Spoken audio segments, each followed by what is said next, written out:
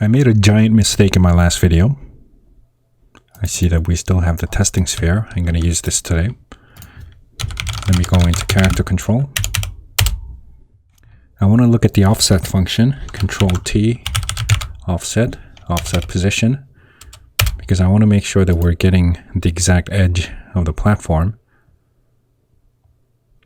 edge. This is a position. So let's get the testing sphere. We're going to just find the testing sphere by using the find function. Find an object called testing sphere. And we're going to place that object at a position where we think is the edge of the platform.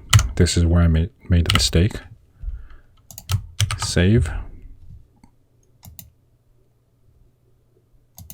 Okay, so here's the sphere. I'm going to play and hang on to the ledge.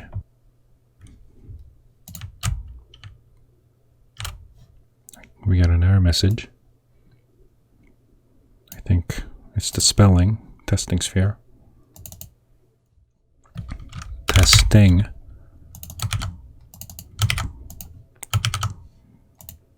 I'm gonna play this again.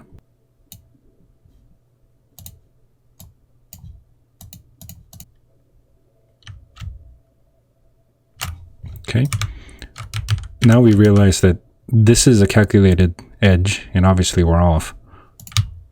The last time the video worked because we have the exact same distance for both of the platforms, and we have a giant offset from the calculated edge of the platform, so I thought everything was fine. If I look at the code again, here we see that we're putting X into a line where it should be Z. We're looking for the Z position of the edges. So make it Z, not X. And I'm going to play again.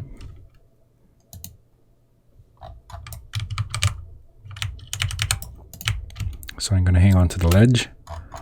And now we have the exact edge of the platform. We just got to change the offset now. We barely need any offset.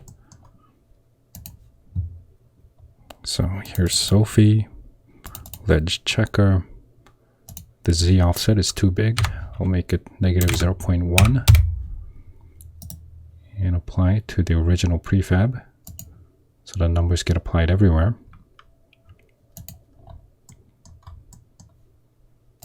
Here's the testing sphere, and I'm going to play again. Okay, now we have the exact position and the offset. The offset is not perfect, but we fixed the code, so I'm going to do some fine-tuning later on.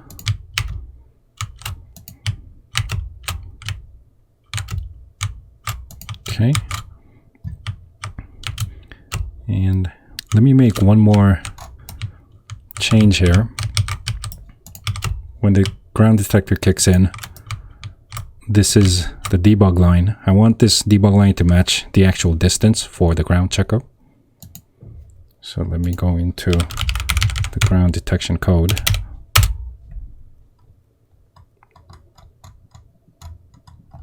And if I look at the line where we're drawing the ray, we just have a random number here. I'm going to put in the actual distance. Save. Shift F to follow Sophie in the scene. Okay, so now we get the line that actually matches the distance of the detection. If that distance is short, we get a shorter line. If it's long, it's longer.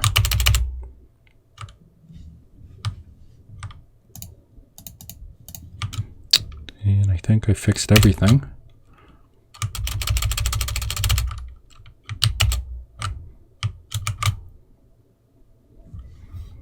Okay, that's it for this video. Thanks for watching.